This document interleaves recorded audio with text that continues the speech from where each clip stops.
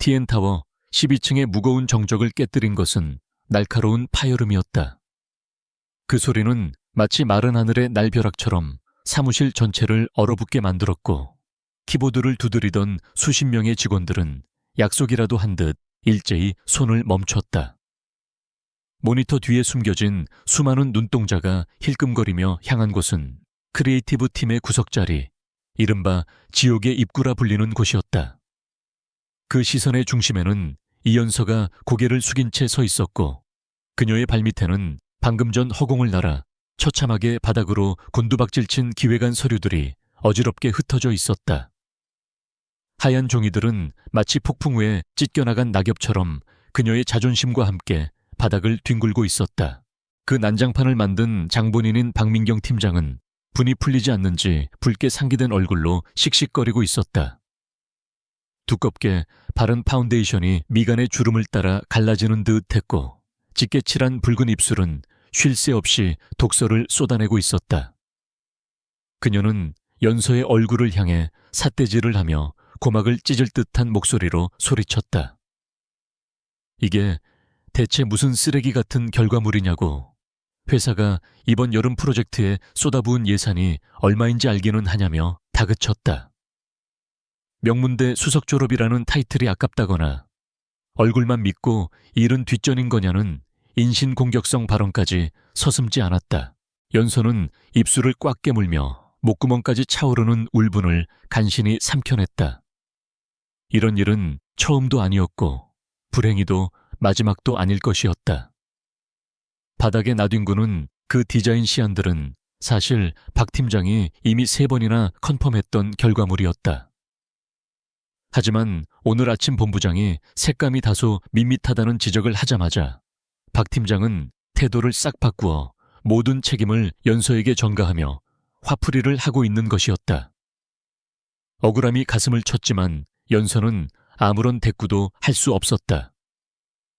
그녀에게는 매달 병원에 입원해 계신 어머니의 치료비와 아버지가 남기고 간 빚이라는 무거운 짐이 어깨를 짓누르고 있었기 때문이다. 연서는 천천히 허리를 굽혀 바닥에 떨어진 종이들을 하나씩 줍기 시작했다. 주위의 소란스러움과는 대조적으로 그녀의 움직임은 지나칠 정도로 차분했다. 지금 여기서 눈물을 보이거나 말대꾸를 한다면 상황은 걷잡을 수 없이 악화될 것임을 너무나 잘 알고 있었다. 그녀가 묵묵히 서류를 정리하는 동안에도 박 팀장의 히스테리는 멈추지 않았다. 박 팀장은 또각거리는 하이힐 굽으로 연서의 손이 닿으려던 스케치 한 장을 짓밟으며 비릿한 웃음을 흘렸다. 너 같은 계약직이 아직까지 이 회사에 붙어 있는 건 순전히 내 자비심 덕분인 줄 알라며 내일 아침까지 전부 다시 해오라는 명령을 내렸다. 주변의 동료들은 숨소리조차 죽인 채 모니터만 응시하고 있었다. 그들 중 누구도 나서서 박 팀장을 말리거나 연서를 도와주려 하지 않았다. 치열한 경쟁과 생존 본능만이 지배하는 이 차가운 사무실에서 동정심 따위는 사치였고, 자칫하면 자신의 밥그릇마저 위태롭게 만들 수 있는 위험한 감정이었다.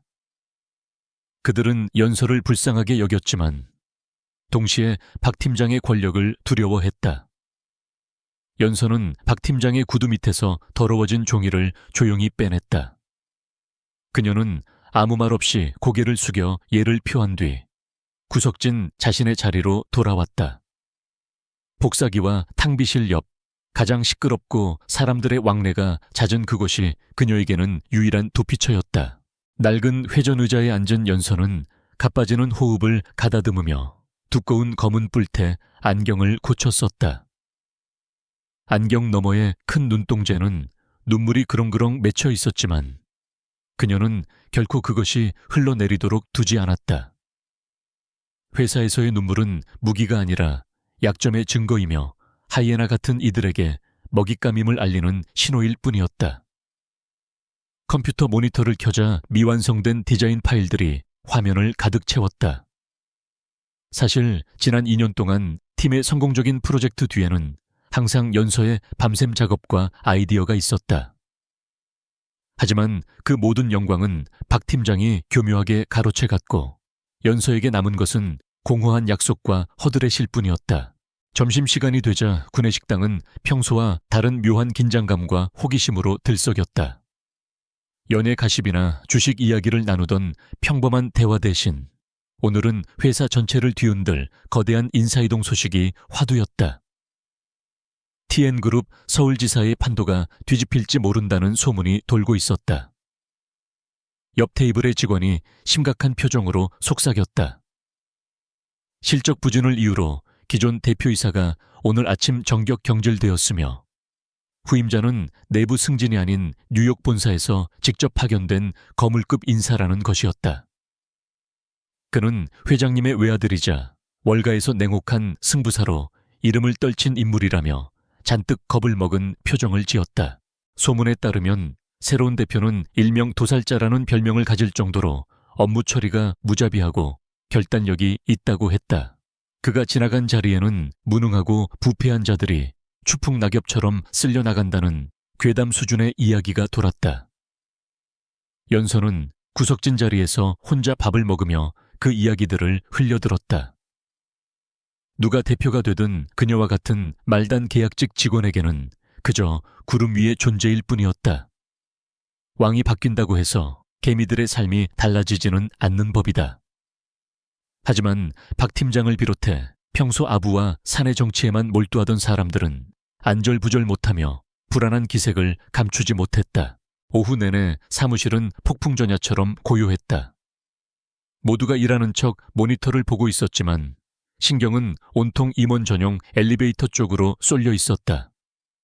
하지만 연서는 묵묵히 태블릿 위에 펜을 움직이며 박 팀장이 망가뜨린 시안을 처음부터 다시 그려나가고 있었다. 해가 지고 도시의 빌딩 숲이 붉게 물들 때쯤 대부분의 직원은 눈치를 보며 퇴근을 서둘렀다.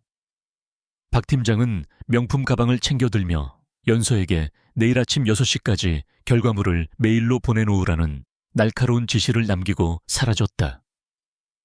넓은 사무실에는 연서의 모니터 불빛만이 외롭게 깜박이고 있었다. 밤이 깊어지자 연서는 뻐근해진 어깨를 돌리며 창가로 다가갔다. 발 아래 펼쳐진 서울의 야경은 화려했지만 유리창에 비친 자신의 모습은 초라하기 그지없었다. 그때 정막을 깨고 산의 메일 알림음이 크게 울렸다. 전사공지라는 붉은 머리말이 달린 메일이 도착해 있었다. 발신자는 본사 비서실이었다. 연서는 무심코 마우스를 클릭했고 화면에 나타난 굵은 글씨를 보는 순간 심장이 덜컥 내려앉는 듯한 충격을 받았다. 그것은 단순한 인사 발령 공지였지만 그 안에 적힌 이름 세 글자가 그녀의 숨통을 조여왔다. TN그룹 한국지사 신임 대표이사에 한태주님을 선임합니다.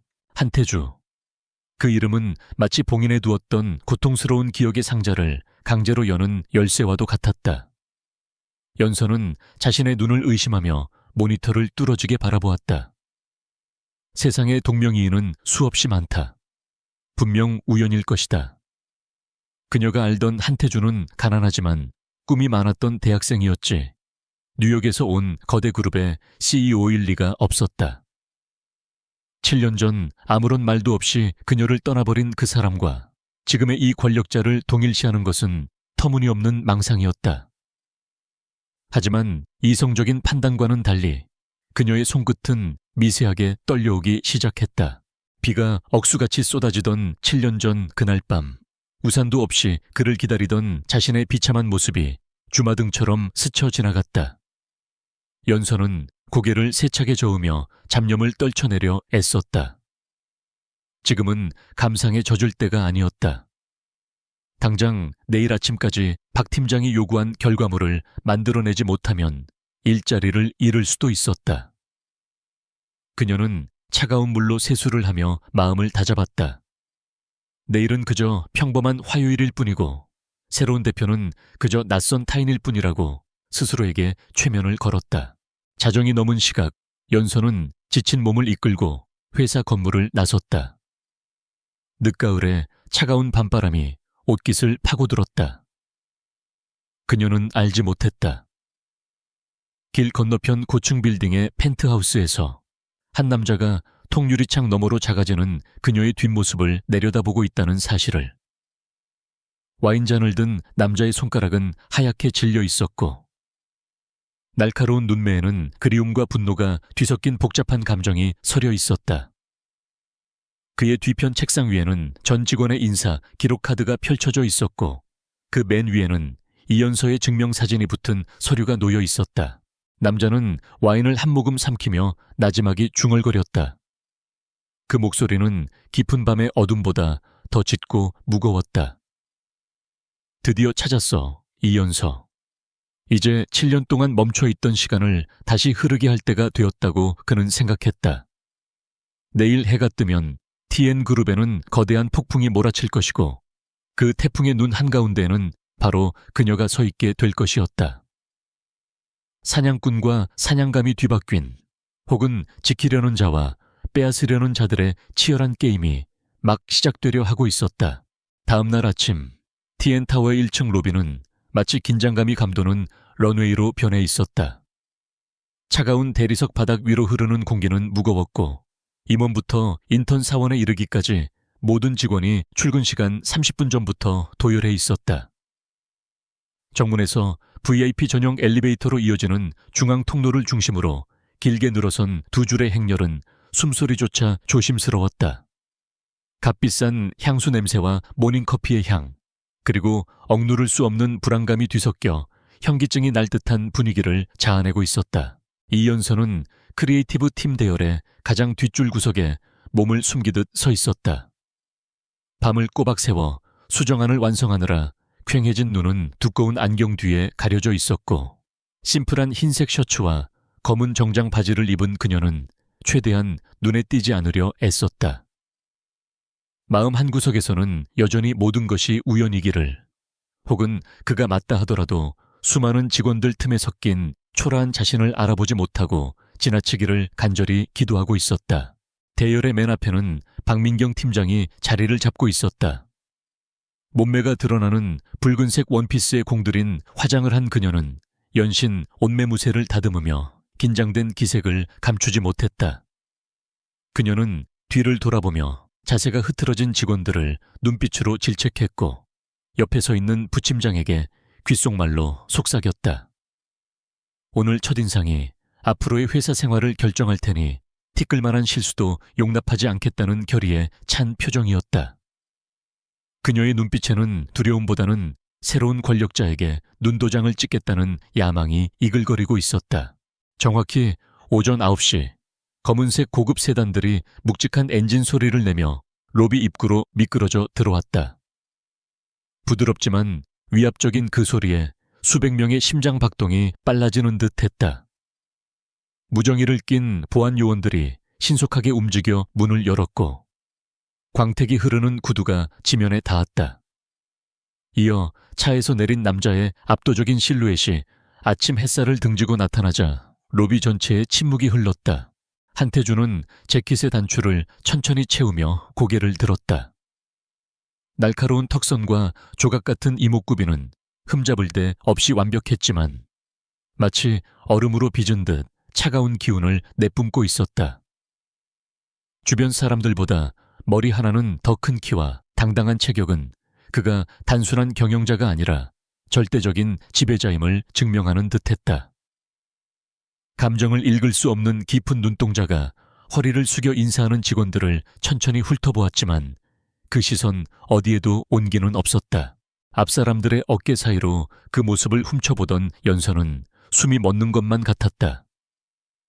7년이라는 세월이 흘러 더 성숙하고 냉철해졌지만 그는 분명히 그녀가 사랑했던 그 사람이었다. 하지만 기억 속에 다정했던 눈빛은 온데간데 없고 타인을 밀어내는 듯한 서늘함만이 가득했다. 연서는 본능적으로 고개를 더 깊이 숙였다. 심장이 갈비뼈를 부러뜨릴 듯이 세차게 뛰었고 식은땀이 등줄기를 타고 흘러내렸다. 지사 임원들이 황급히 다가와 악수를 청하며 환영의 말을 건넸지만 태주는 가볍게 목례만 했을 뿐 걸음을 멈추지 않았다. 그는 불필요한 의전을 무시한 채 곧바로 로비 중앙을 가로질러 걸어 들어왔다. 긴 다리로 성큼성큼 걷는 그의 뒤를 수행원들이 쫓아가느라 진땀을 뺐다. 규칙적으로 울리는 그의 구두 소리는 마치 시한폭탄의 초침 소리처럼 로비에 울려 퍼졌다. 그의 시선은 마중 나온 임원들이 아닌 도열에 의해 있는 직원들 사이에 누군가를 집요하게 찾고 있었다. 그가 크리에이티브 팀 앞을 지나갈 때 박 팀장은 허리를 90도로 굽히며 연습해둔 가장 화사한 미소를 지어 보였다. 그녀는 태주가 잠시라도 멈추거나 눈길을 주기를 기대했다. 하지만 태주는 그녀를 마치 투명 인간이나 길가에 놓인 화분처럼 취급하며 시선조차 주지 않고 지나쳐 버렸다. 박 팀장의 미소가 민망함으로 굳어질 찰나 거침없던 태주의 발걸음이 대열의 끝부분, 말단 직원들이 모여있는 곳에서 미세하게 속도를 줄였다. 연서의 몸은 마치 돌처럼 딱딱하게 굳어버렸다. 그녀는 자신의 낡은 구두 코만 뚫어지게 응시하며 이 순간이 기적처럼 지나가기만을 빌었다. 하지만 운명은 잔인했다. 서늘한 기운이 그녀의 바로 앞까지 다가오더니 멈춰 섰다. 익숙한 우드 향과 차가운 담배 냄새가 섞인 그만의 채취가 코끝을 스쳤다. 한때는 추운 겨울밤 그녀를 따뜻하게 안아주던 그 향기가 지금은 심장을 도려내는 칼날이 되어 돌아왔다. 태주는 그녀와 불과 2걸음 떨어진 곳에 서 있었다. 그는 아무 말도 하지 않은 채 고개를 숙이고 떨고 있는 여자의 정수리를 내려다보았다. 주변의 공기가 순식간에 얼어붙었고 모든 사람의 시선이 의아함과 호기심을 담아 그들에게 쏠렸다. 연서는 고개를 들 용기가 나지 않았다. 그가 자신의 이름을 부를까봐 혹은 모욕적인 말을 던질까봐 두려움에 질려 있었다. 하지만 태주는 침묵을 지켰다. 그는 잠시 그 자리에 머물며 미세하게 떨리는 연서의 어깨를 눈에 담았다. 주머니에 넣은 그의 손이 주먹을 꽉 쥐었다 펴는 것을 본 사람은 아무도 없었다. 그는 연서가 자신을 올려다보지 않을 것임을 알고 있다는 듯 짧고 거친 숨을 내쉰 뒤 다시 걸음을 옮겼다. 그가 다시 움직이자 멈췄던 시간이 흐르는 것 같았다. 태주가 엘리베이터에 탑승하고 문이 닫히는 순간까지 로비에는 정적만이 감돌았다. 금속 문이 완전히 닫히고 층수 표시등이 바뀌기 시작하자 그제야 곳곳에서 안도의 한숨이 터져 나왔다. 직원들은 삼삼오오 모여 웅성거리기 시작했고 무시를 당한 박 팀장은 분을 사귀지 못해 얼굴이 붉게 달아오른 채 애꿎은 바닥만 구두 굽으로 찍어대고 있었다. 연서는 다리에 힘이 풀려 주저앉을 뻔한 것을 간신히 참아냈다. 동료들이 웅성거리며 엘리베이터 쪽으로 이동할 때 그녀는 벽에 기대어 가쁜 숨을 몰아쉬었다. 이것은 꿈이 아니었다. 한태주가 돌아왔다. 그것도 자신의 생사여탈권을 쥔 최고 권력자가 되어 나타났다.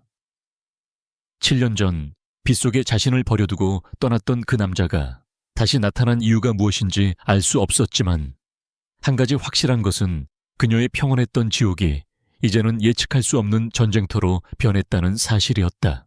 엘리베이터 안 투명한 유리를 통해 멀어지는 로비를 내려다보던 태주는 넥타이를 거칠게 느슨하게 풀었다. 거울에 비친 그의 얼굴에는 더 이상 냉철한 CEO의 가면이 존재하지 않았다. 그곳에는 7년 전의 고통과 그리움, 그리고 알 수 없는 분노로 일그러진 한 남자의 맨얼굴이 드러나 있었다. 그는 유리창에 손을 대며 나지막이 중얼거렸다. 도망칠 생각 하지마, 이연서. 이제부터가 진짜 시작이니까. TN그룹 본사의 전략회의실은 숨이 막힐 듯한 긴장감에 휩싸여 있었다. 타원형의 마호가니 테이블에 둘러앉은 임원들은 에어컨이 가동 중임에도 이마에 식은땀을 흘리고 있었다. 상석에 앉은 한태주는 무표정한 얼굴로 보고서를 넘기고 있었고 종이가 넘어가는 소리는 마치 날카로운 칼날이 신경을 긁는 듯한 소름 끼치는 소리를 냈다. 새로운 지배자의 등장에 모두가 숨을 죽인 채 그의 입만 바라보고 있었다. 박민경 팀장은 프레젠테이션 연단에 서서 떨리는 손으로 레이저 포인터를 잡고 억지 미소를 짓고 있었다. 그녀는 이번 여름 광고 캠페인이 까다로운 신임 대표에게 자신의 능력을 증명할 확실한 기회라고 믿고 있었다. 대형 스크린에는 지난 시즌 경쟁사의 성공 사례를 교묘하게 베낀 화려한 이미지들이 떠올랐고, 그녀는 시장 동향과 예상 수익에 대해 자신만만한 어조로 떠들어댔다. 하지만 그녀의 열정적인 발표는 무례할 정도로 거칠게 중단되었다. 태주는 서류철을 탁 소리가 나게 덮어 책상 위로 던졌고, 박 팀장은 그 소리에 소스라치게 놀랐다. 그는 의자 등받이에 몸을 기대고 10손가락을 깍지 낀 채 면도날처럼 날카로운 눈빛으로 그녀를 응시했다. 그는 낮지만 위압적인 목소리로 이것이 명성 높은 TN 크리에이티브 팀의 최선이냐고 물으며, 화면 속의 아이디어들은 소비자를 기만하는 쓰레기일 뿐이라고 일갈했다. 박 팀장이 당황하여 변명하려 입을 열었지만 태주는 서류의 맨 뒷장에 끼워져 있던 종이 한 장을 꺼내 들었다. 그것은 박 팀장이 너무 어둡다며 폐기했던 연서의 거친 스케치였다. 그는 종이를 들어 보이며 이 아이디어의 원작자가 누구냐고 물었다. 오직 이 그림만이 진정성이 있고 고객의 감정을 건드릴 수 있는 힘이 있다며 나머지는 모두 가치 없는 휴지 조각이라고 평가했다. 박 팀장의 얼굴에 당혹감이 스쳤다. 그녀는 그것이 연서의 그림임을 알아보았지만 탐욕과 질투심은 진실을 말하는 것을 허락하지 않았다. 그녀는 침을 꿀꺽 삼키며 그것이 자신의 초기 아이디어 중 하나일 뿐이라며 뻔뻔하게 거짓말을 했다. 태주는 그녀의 속내를 꿰뚫어 보는 듯한 눈빛으로 입꼬리를 비틀어 웃으며 완성본을 기대하겠다고 짧게 말한 뒤 예정보다 일찍 회의를 끝내버렸다. 사무실로 돌아온 박 팀장은 마치 분화하는 화산처럼 폭발했다. 회의실에서의 망신은 고스란히 죄 없는 연서에게 향하는 광기 어린 분노로 변해 있었다.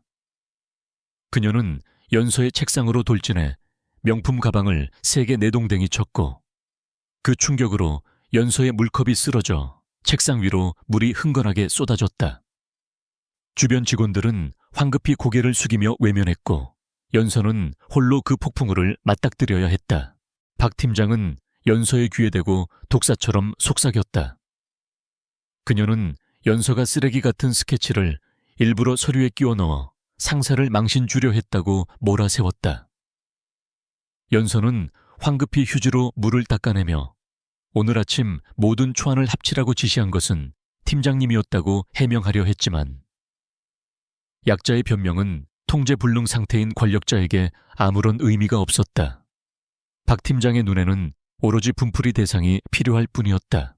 박 팀장은 건방진 태도에 대한 벌이라며 연서에게 살인적인 업무량을 떠넘겼다. 지난 10년치의 시장 분석 데이터와 대표가 칭찬한 아이디어를 바탕으로 한 3가지의 새로운 디자인 시안을 내일 아침 회의 전까지 완성하라는 것이었다. 그것은 팀 전체가 일주일 동안 매달려야 할 분량이었지만 이제 작은 체구의 연서 혼자서 하룻밤 사이에 감당해야 할 짐이 되었다. 산더미처럼 쌓인 서류를 바라보는 연서의 가슴은 절망으로 무거워졌다.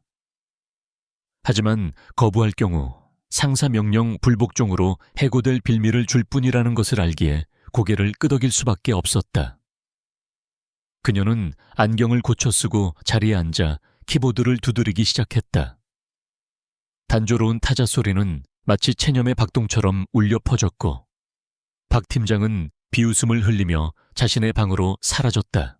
한편 최상층 CEO 집무실에 있는 한태주는 건물 전체에 보안 카메라 화면 앞에 서 있었다. 4번 카메라 화면에는 크리에이티브 팀의 상황이 선명하게 비치고 있었다. 그는 박 팀장의 폭언과 쏟아진 물, 그리고 묵묵히 책상을 닦는 연서의 떨리는 어깨를 지켜보았다. 리모컨을 쥔 그의 손마디가 하얗게 질릴 정도로 힘이 들어갔고 눈동자는 분노로 이글거렸다. 곁에 있던 김 비서는 상사의 격한 감정 변화에 놀라 조심스럽게 물었다. 당장 내려가서 박 팀장을 징계할지 묻는 말에 태주는 깊은 숨을 내쉬며 고개를 저었다. 그는 지금은 때가 아니라고 말했다. 박 팀장이 스스로 자신의 무덤을 팔 때까지 기다려야 하며 그래야 그녀가 꼼짝없이 당할 수밖에 없다고 판단했기 때문이다. 그는 감정보다는 완벽한 파멸을 원했다.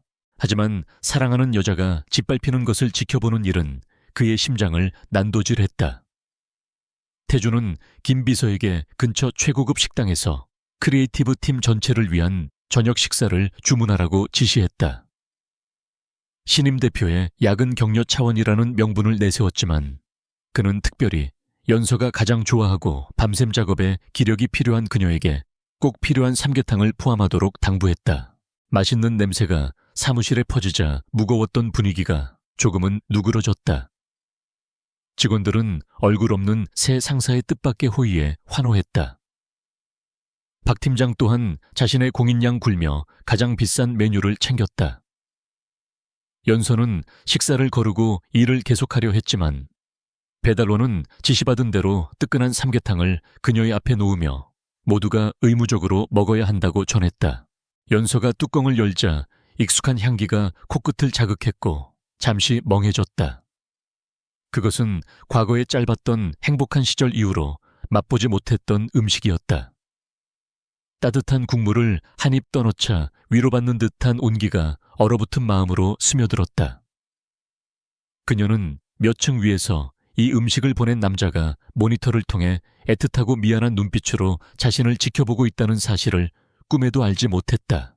벽에 걸린 시계 바늘이 새벽 2시를 향해 느리게 기어가고 있었다. 규칙적으로 울리는 초침 소리는 텅 빈 사무실의 고독을 더욱 짙게 만드는 박자 같았다.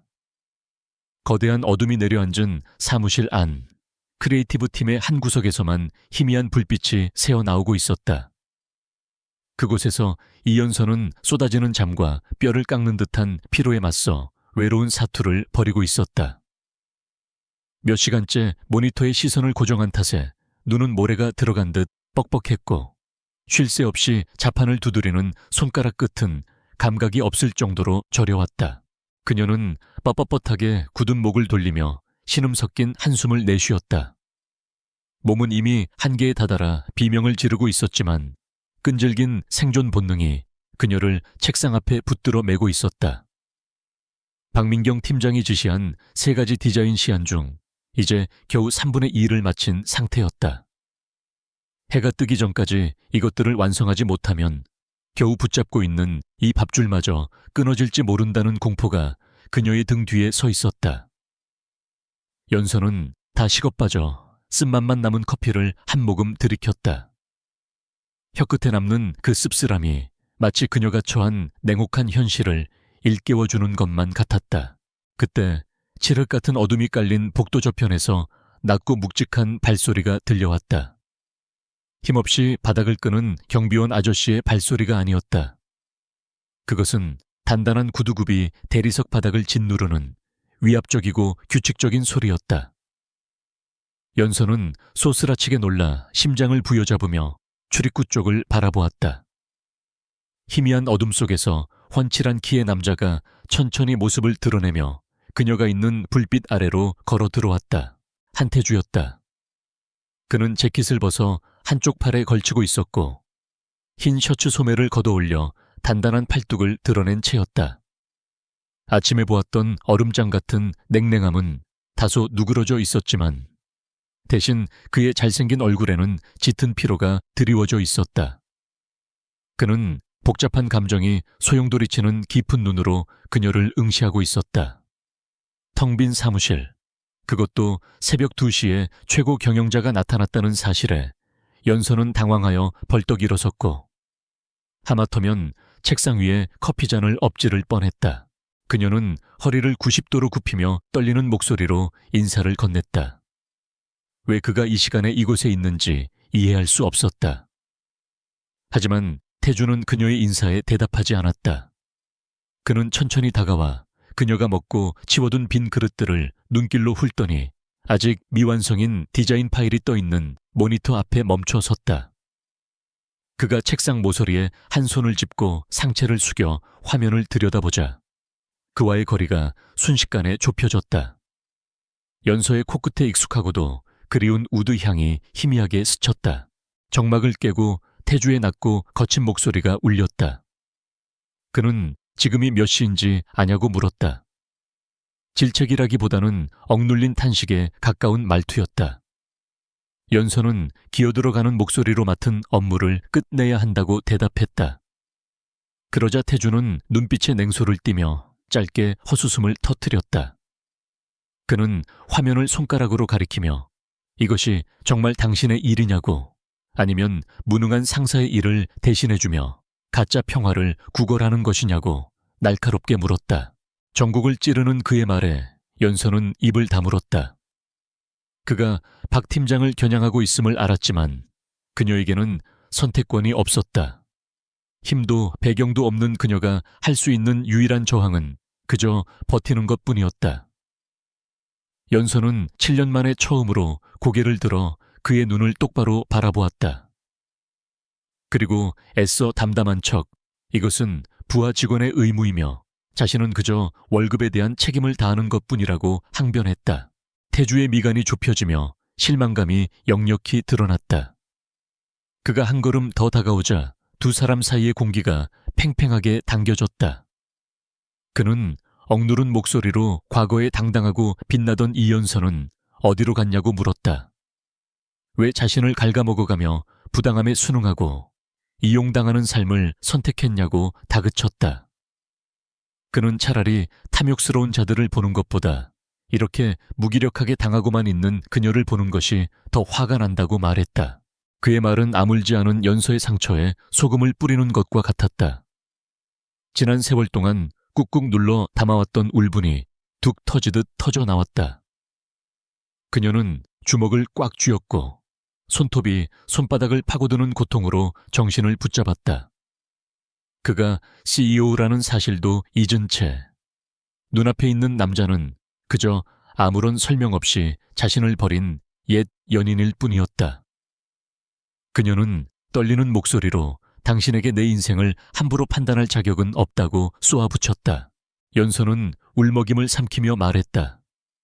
세상 모든 사람이 당신처럼 제멋대로 살 수 있는 건 아니라고. 갚아야 할 빚과 병든 어머니, 그리고 이 지독한 사회에서 살아남기 위해 치러야 할 대가들에 대해 토해냈다. 그녀는 눈물 고인 눈으로 그를 노려보며 힘든 순간에 모든 것을 버리고 도망칠 수 있었던 당신과는 달리 자신은 도망칠 곳이 없기에 버텨야만 했다고 소리쳤다. 그리고 이제 와서 성공한 자의 여유로 훈계하려 들지 말라고 일갈했다. 그녀의 절규가 끝난 뒤 사무실에는 무거운 침묵만이 감돌았다. 태주의 얼굴이 딱딱하게 굳어졌고 과거를 언급하는 그녀의 말에 그의 눈동자가 고통으로 일렁겼다. 그는 해명하고 싶었다. 떠나고 싶어서 떠난 것이 아니라고, 그녀를 지키기 위해 어쩔 수 없이 선택한 길이었다고 말해주고 싶었다. 하지만 목구멍까지 차오른 말들은 입 밖으로 나오지 못했다. 지금은 때가 아니었고 어떤 말도 구차한 변명으로 들릴 뿐임을 알았기 때문이었다. 그는 뒷걸음질치며 숨이 막히는 듯 넥타이를 느슨하게 풀었다. 그의 눈빛에서 분노가 사라지고 대신 깊은 슬픔과 자책이 자리 잡았다. 그는 나지막이 당신 말이 맞다고, 자신에게는 그럴 자격이 없다고 인정했다. 하지만 그는 덧붙였다. 나를 미워하는 건 상관없지만 자격 없는 인간들 때문에 스스로를 망가뜨리지는 말라고. 당신의 재능은 누구도, 설령 그게 박 팀장이라 할지라도 뺏어갈 수 없는 당신만의 것이라고 힘주어 말했다. 태주는 몸을 돌려 걸음을 옮겼다. 하지만 몇 발자국 가지 않아 멈춰 섰고 뒤를 돌아보지 않은 채 명령조이지만 걱정이 묻어나는 어조로 말했다. 작업한 모든 원본 파일을 비밀 폴더에 따로 저장하고 지금 즉시 내 개인 이메일로도 사본을 보내라고 지시했다. 이것은 대표이사의 직접적인 명령이니 회사를 계속 다니고 싶다면 반드시 따르라는 말을 남겼다. 엘리베이터 문이 닫히고 그의 모습이 사라지자 연서는 다리에 힘이 풀려 의자에 주저앉았다. 참았던 눈물이 뺨을 타고 하염없이 흘러내렸다. 이 만남은 아무것도 해결해주지 못했고 오히려 상처만 덧나게 했지만 가슴 한구석에서 희미한 희망의 불씨가 피어오르는 것을 느꼈다. 그녀는 눈물을 훔치고 다시 모니터를 응시했다. 그리고 그의 말대로 데이터를 복사해 전송하기 시작했다. 어쩌면, 아주 어쩌면 그가 정말로 자신을 돕기 위해 돌아온 것일지도 모른다는 생각이 들었다. 지하 주차장으로 내려가는 엘리베이터 안. 한태주는 차가운 금속벽에 머리를 기대고 눈을 감았다. 야윈 얼굴에 짙은 다크서클. 하지만 여전히 꺾이지 않은 눈빛을 하던 연서의 모습이 가슴을 후벼 팠다. 그는 다짐했다. 그녀가 수치심에 눈물 흘리는 일은 오늘이 마지막이 될 것이라고. 복수와 회사 정화 계획의 속도를 높여야 했다. 그녀에게 정당한 대우를 되찾아준 뒤 그는 남은 생을 바쳐 지난날의 이별을 속죄할 것이라 맹세했다. TN 그룹을 감싸고 있는 공기는 그 어느 때보다 날카로웠다. 글로벌 코스메틱 브랜드 루미에르의 아시아 지역 론칭 광고 수주전이 코앞으로 다가왔기 때문이다. 이것은 단순한 프로젝트가 아니었다.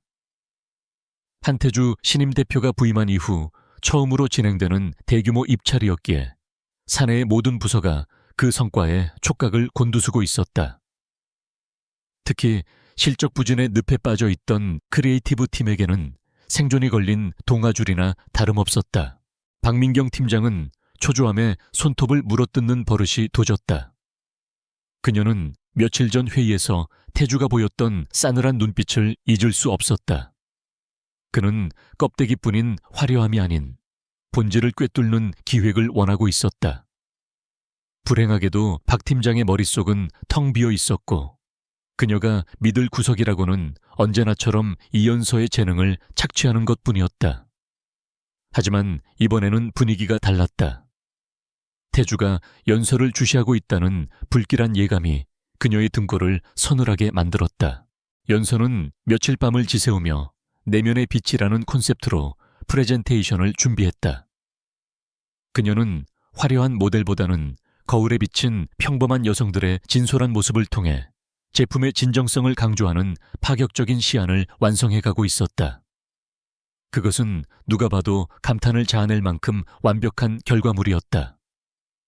박 팀장은 연서의 모니터를 훔쳐볼 때마다 질투심과 위기감에 치를 떨었다. 이대로 연서가 발표하게 둔다면 자신의 무능함이 만천에 드러나는 것은 시간 문제였다. 결전의 날을 하루 앞둔 오후, 박 팀장은 회심의 계략을 꾸몄다.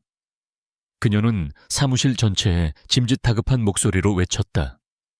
인쇄소에서 샘플 색감이 잘못 나왔다는 연락이 왔어. 이연서 씨, 지금 당장 가서 감리 다시 보고 와. 퀵으로 받기엔 늦었으니까 직접 들고 오라고. 그것은 명백한 트집이었지만 중요한 프로젝트를 망칠 수 없었던 연서는 의심 없이 외투를 챙겨 사무실을 뛰쳐나갔다.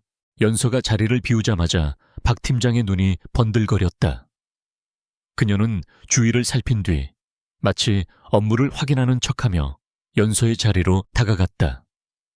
연서의 컴퓨터는 로그인 상태였다. 박 팀장은 떨리는 손으로 마우스를 쥐고 루미에르 최종 수정 폴더를 열었다. 그곳에는 그녀가 그토록 탐내던 그리고 두려워하던 완벽한 기획안이 담겨 있었다. 그녀는 입술을 비틀며 비릿한 미소를 지었다. 견방진 것, 감히 내 머리 꼭대기에 앉으려고 해. 박 팀장은 USB 메모리를 꽂아 연서의 모든 작업 파일을 복사했다. 그리고 잔인하게도 원본 파일을 휴지통에 넣고 영구 삭제 버튼을 눌러버렸다. 그것으로도 모자라 자동 저장된 백업 파일 경로까지 찾아내 모조리 지워버렸다. 화면에서 파일들이 사라지는 것을 보며 그녀는 묘한 쾌감을 느꼈다. 이제 이 아이디어는 온전히 박민경의 것이 될 것이고 연서는 관리 소홀로 중요한 데이터를 날려먹은 무능한 직원이 될 운명이었다.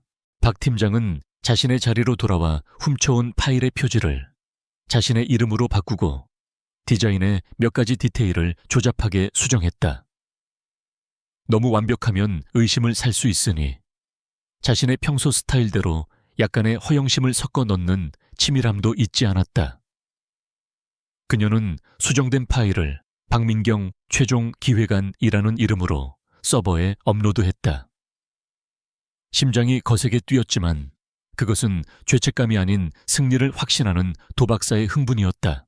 몇 시간 뒤 땀범벅이 되어 샘플을 들고 돌아온 연서는 이상한 낌새를 눈치채지 못했다. 그녀는 박 팀장에게 샘플이 문제없음을 보고하고 다시 자리에 앉았다.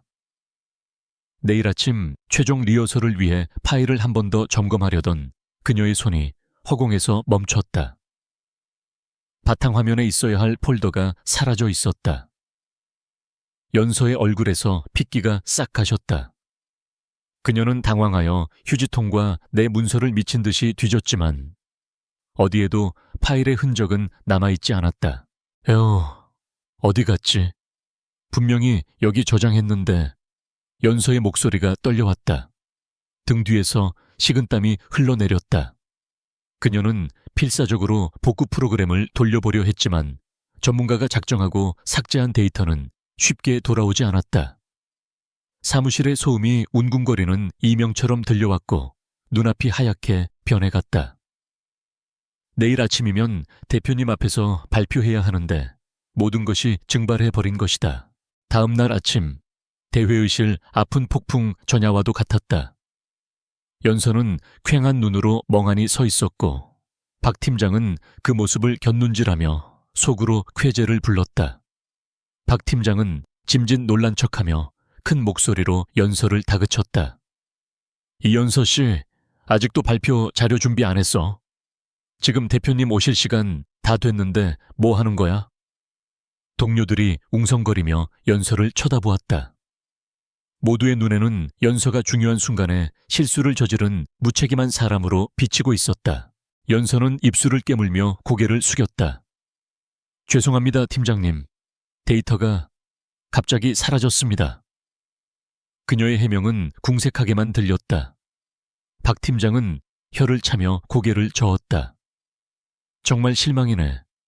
평소에 꼼꼼한 척하더니 결정적인 순간에 이러기야. 할 수 없지. 내가 혹시나 해서 준비해둔 예비 기획안으로 발표하는 수밖에.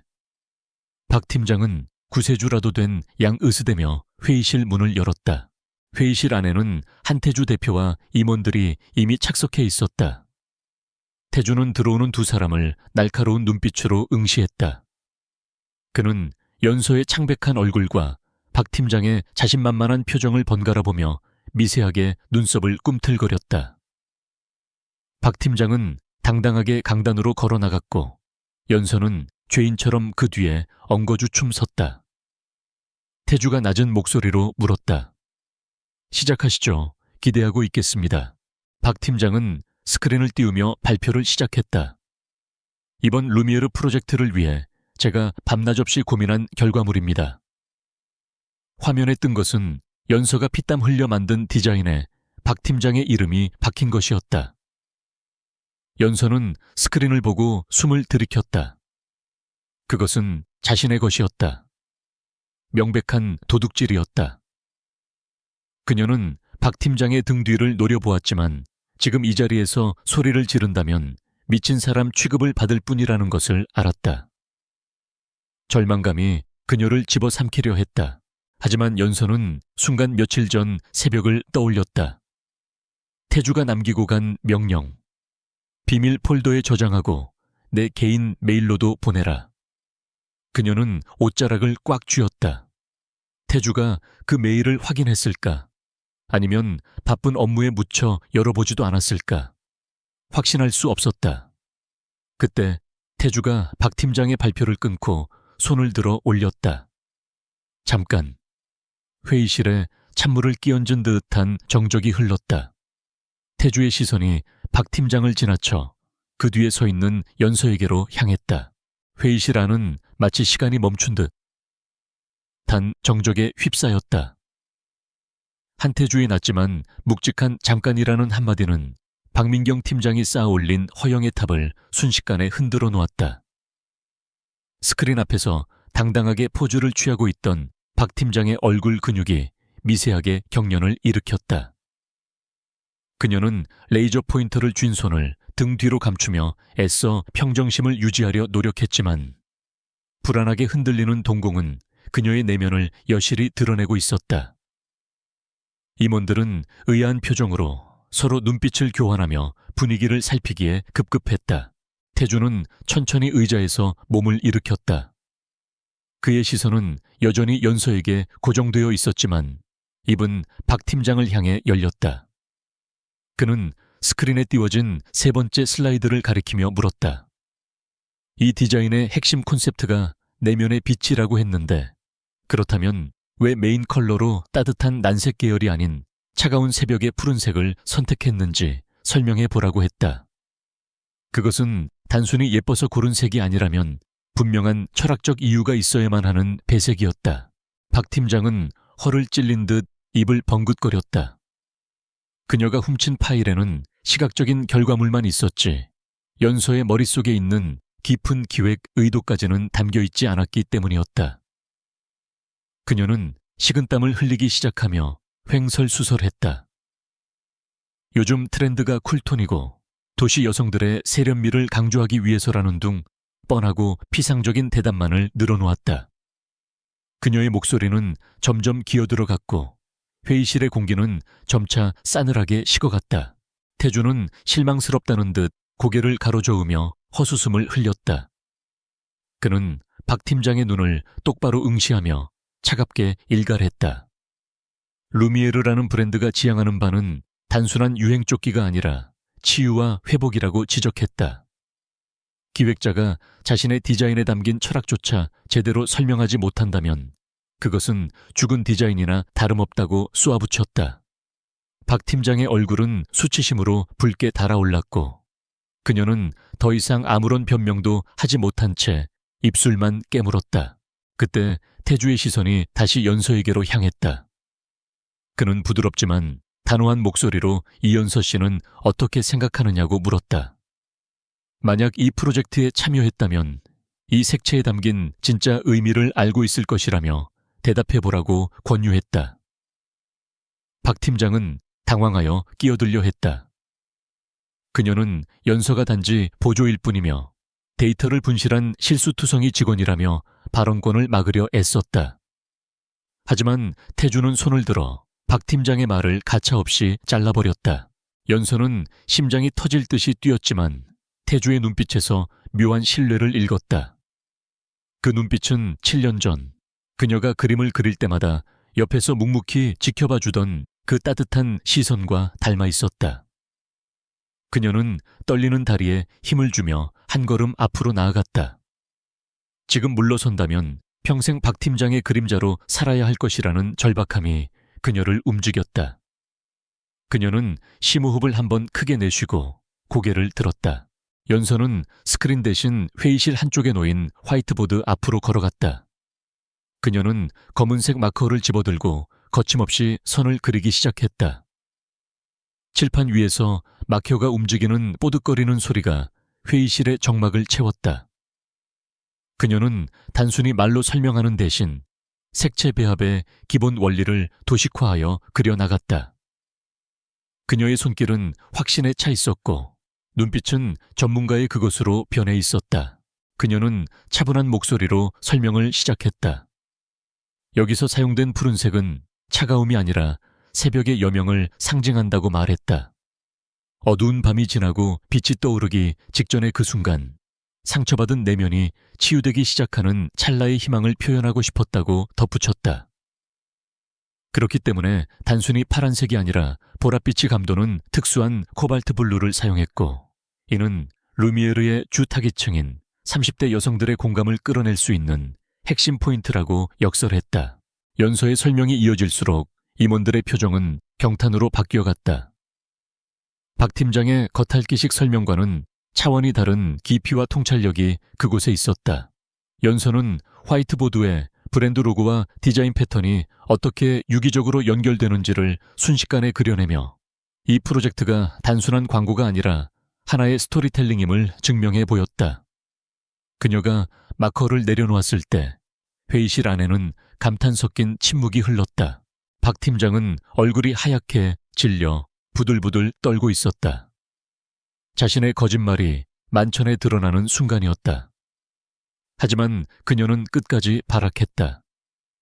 그녀는 연서가 평소 자신의 메모를 훔쳐보고 외운 것이라며 저건 다 내 아이디어를 도용한 것이라고 악을 썼다. 뻔뻔함이 극에 달한 그녀의 모습은 추악하기 그지없었다. 임원들조차 눈살을 찌푸리며 그녀를 외면하기 시작했다. 태주는 팔짱을 낀 채 그 추태를 지켜보다가 비서에게 신호를 보냈다. 그러자 대형 스크린의 화면이 바뀌며 하나의 이메일 캡처 화면이 띄워졌다. 그것은 오늘 새벽 2시 30분 연서의 개인 계정에서 태주의 이메일로 발송된 파일 전송 기록이었다. 첨부된 파일명은 루미에르 최종 열 원본이었고 그 시각은 박 팀장이 서버에 파일을 업로드한 시간보다 무려 4시간이나 앞서 있었다. 태주는 자리에서 일어나 스크린을 가리켰다. 그는 서늘한 목소리로 이 이메일이 도착한 시각을 확인해 보라고 말했다. 그리고 그는 박 팀장에게 물었다. 당신이 서버에 파일을 올린 것은 오늘 아침 6시인데 어떻게 이연서 씨는 새벽 2시에 이미 완성된 원본을 내게 보낼 수 있었는지 해명해 보라고 압박했다. 이것은 명백한 타임스탬프였고 그 어떤 변명으로도 뒤집을 수 없는 결정적인 증거였다. 박 팀장은 마치 유령이라도 본 듯 입을 다물지 못했다. 그녀는 그럴 리가 없다고 중얼거려 보았지만 숫자는 거짓말을 하지 않았다. 그녀가 연서의 컴퓨터에서 파일을 삭제하고 조작하는 동안 연서는 이미 태주의 지시대로 안전장치를 마련해 두었던 것이다. 태주는 쐐기를 박듯 말했다. 남의 성과를 가로채는 것도 모자라 원본을 훼손하고 부하 직원에게 누명을 씌우는 행위는 우리 그룹에서 절대 용납할 수 없는 범죄라고 선언했다. 회의실의 분위기는 완전히 반전되었다. 조금 전까지만 해도 죄인 취급을 받던 연서는 이제 이 프로젝트의 진정한 영웅으로 떠올랐고 당당하던 박 팀장은 바닥으로 추락했다. 태주는 보안 요원을 호출하여 박 팀장을 회의실 밖으로 내보내라고 지시했다. 박 팀장은 억울하다며 소리를 질렀지만 2명의 건장한 보안 요원에게 양팔이 붙들려 질질 끌려나가는 비참한 꼴을 보이고 말았다. 닫이는 문 너머로 박 팀장의 비명소리가 사라지자 태주는 다시 회의를 진행했다. 그는 연서에게 남은 프레젠테이션을 마무리할 것을 요청했다. 연서는 떨리는 가슴을 진정시키며 다시 강단 중앙으로 섰다. 이제 그녀를 가로막는 장애물은 없었다. 그녀는 준비했던 모든 열정을 쏟아부어 발표를 이어갔고 그녀의 목소리는 점점 더 힘이 실려 회의실을 울렸다. 발표가 끝났을 때 가장 먼저 박수를 보낸 것은 한태주였다. 그의 박수 소리를 신호탄으로 임원들도 하나둘씩 박수를 치기 시작했고 이내 회의실은 우레와 같은 박수갈채로 가득 찼다. 연서는 벅차오르는 감정에 눈시울이 붉어졌다. 지난 2년 동안 그림자처럼 숨죽여 살아왔던 서름이 한순간에 씻겨 내려가는 듯했다. 그녀는 태주를 바라보았다. 그는 옅은 미소를 지으며 그녀에게 고개를 끄덕여 보였다. 회의가 종료되고 임원들이 모두 퇴장하자 넓은 회의실에는 태주와 연서 단둘만이 남게 되었다. 긴장이 풀린 연서는 다리에 힘이 풀려 의자를 잡고 비틀거렸다. 태주가 재빨리 다가와 그녀의 팔을 부축했다. 그의 따뜻한 손길이 닿자 연서는 깜짝 놀라 그를 쳐다보았다. 가까이서 본 그의 얼굴에는 공적인 냉철함 대신 걱정과 안도가 뒤섞인 사적인 감정이 묻어 있었다. 괜찮아? 태주가 나지막이 물었다. 그 말투는 CEO로서가 아니라 7년 전 그녀를 걱정하던 연인 한태주의 것이었다. 연서는 그 익숙한 억양에 가슴이 울컥했다. 그녀는 조용히 팔을 빼내며 거리를 두려 했지만 태주는 놓아주지 않았다. 그는 그녀의 눈을 깊이 들여다보며 말했다. 오늘 정말 잘했다고. 당신은 예전이나 지금이나 무대 위에서 가장 빛나는 사람이라고 칭찬했다. 연서는 고개를 숙이며 감사의 말을 전했다. 하지만 그녀의 목소리는 딱딱하게 굳어 있었다. 공적인 도움에 대해서는 감사하지만 사적인 감정은 원치 않는다는 성읍기였다. 그녀는 아직 그가 자신을 떠났던 이유를 모르고 있었고 그 상처는 여전히 흉터로 남아 욱신거리고 있었다. 태주 또한 그녀의 방어적인 태도를 느끼고 씁쓸한 표정을 지었다. 태주는 한숨을 쉬며 주머니에서 손수건을 꺼내 건넸다. 이마에 맺힌 식은 땀을 닦으라는 무언의 배려였다. 그는 지금 당장 모든 오해를 풀고 싶었지만 회사 안에서는 보는 눈이 너무 많았다. 그는 잠시 망설이다가 말했다. 잠시 내 방으로 와달라고 이번 프로젝트의 책임자로서 논의할 것이 있다고 덧붙였다. 그것은 업무를 빙자한 사적인 요청임을 두 사람 모두 알고 있었다. 연서는 망설였다. 그를 따라간다면 걷잡을 수 없는 감정의 소용돌이에 휘말릴 것 같았다. 하지만 동시에 그에 대한 미칠 듯한 호기심과 그리움이 그녀의 발목을 잡았다. 그리고 무엇보다 오늘 그가 보여준 행동은 단순한 상사의 호의를 넘어서는 필사적인 보호였다는 것을 부정할 수 없었다. 그녀는 천천히 고개를 끄덕였고 두 사람은 묘한 긴장감을 유지한 채 회의실을 나섰다. 복되는 박 팀장이 끌려간 후폭풍으로 직원들이 삼삼오오 모여 수군대고 있었다. 하지만 태주와 연서가 나란히 걸어 나오자 순식간에 홍해처럼 길이 갈라졌다. 직원들은 경외심 어린 눈빛으로 연서를 바라보았다. 그 눈빛들은 더 이상 무시나 동정이 아닌 실력자에 대한 존중과 두려움이었다. 연서는 허리를 곧게 펴고 당당하게 걸었다. 그녀의 곁에는 누구보다 강력한 아군인 한태주가 묵묵히 보폭을 맞춰 걷고 있었다. 최상층으로 향하는 전용 엘리베이터 안은 숨소리조차 들리지 않을 만큼 고요했다. 초고속으로 상승하는 기계의 미세한 진동만이 발바닥을 통해 전해질 뿐 한태주와 이연서 사이에는 보이지 않는 두꺼운 벽이 존재하는 것 같았다. 연서는 엘리베이터 문에 비친 두 사람의 흐릿한 실루엣을 멍하니 바라보았다. 나란히 서 있는 이 모습이 얼마나 비현실적인지, 그리고 7년 전 그 좁은 자취방 골목길에서 함께 걸었던 기억과 얼마나 대조적인지 생각했다.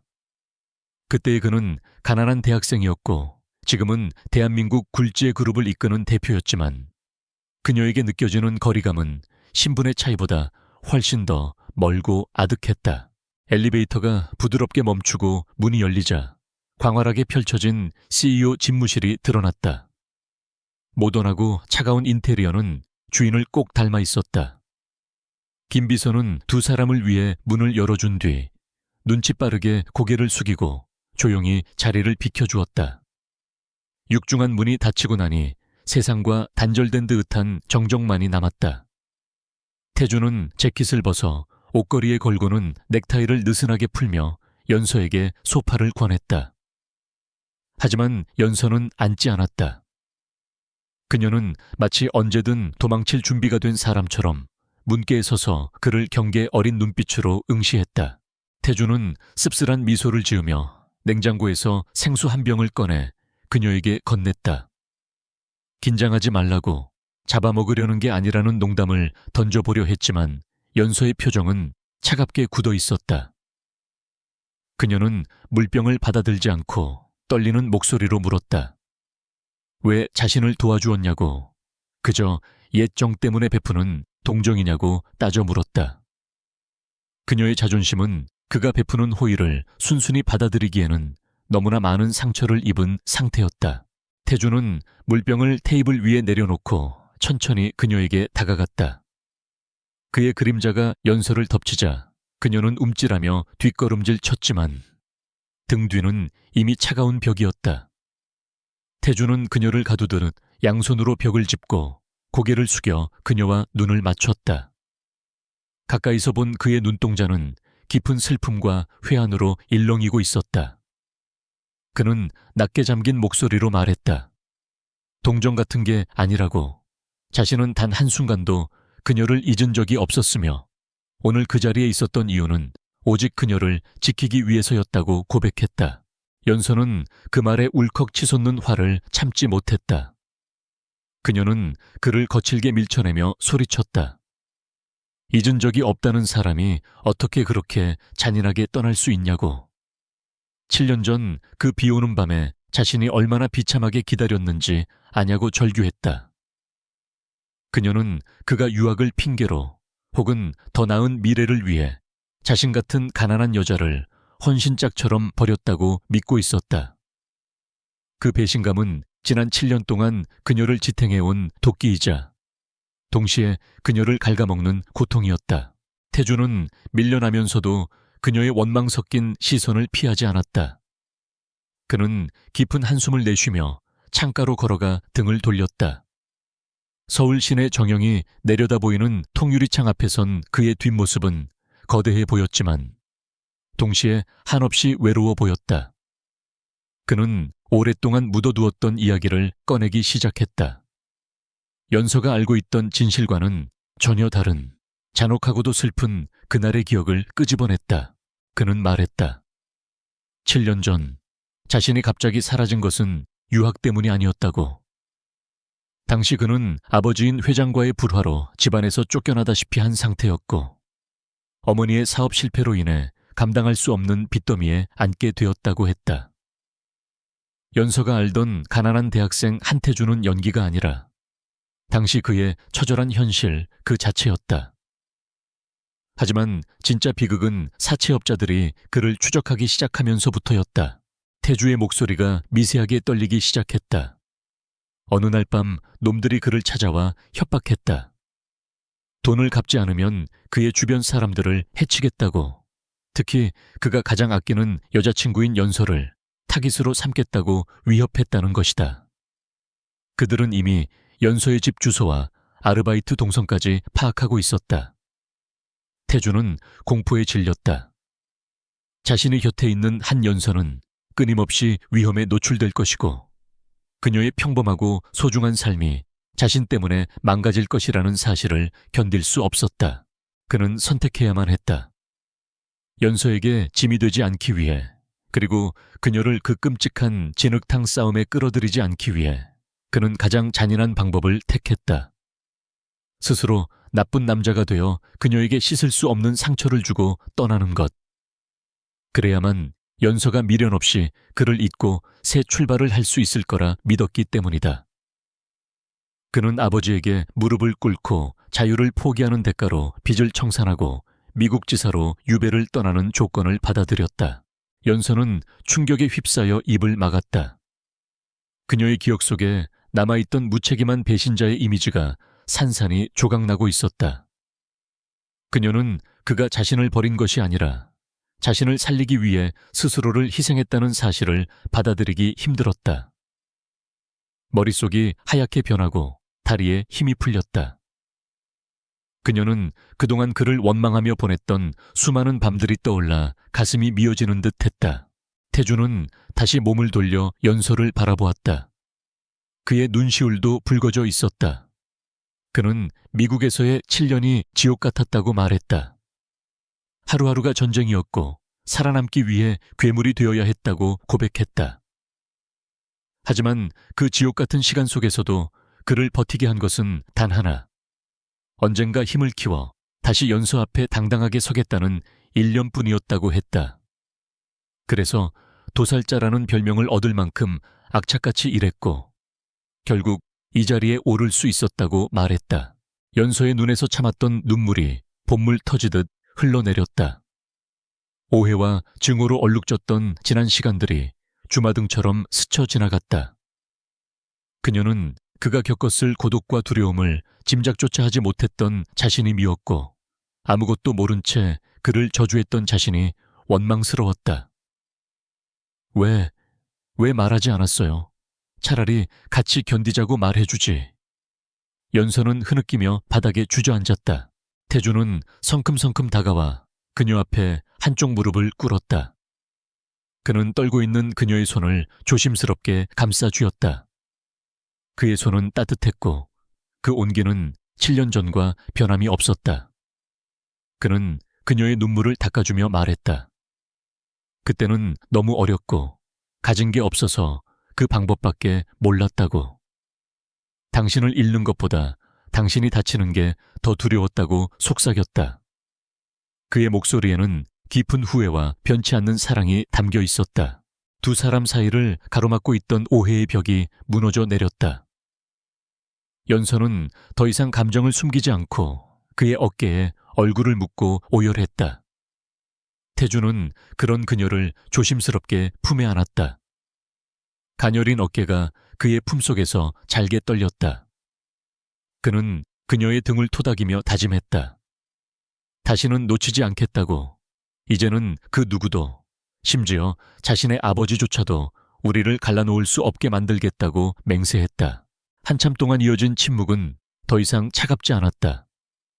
그것은 서로의 상처를 보듬고 위로하는 치유의 시간이었다.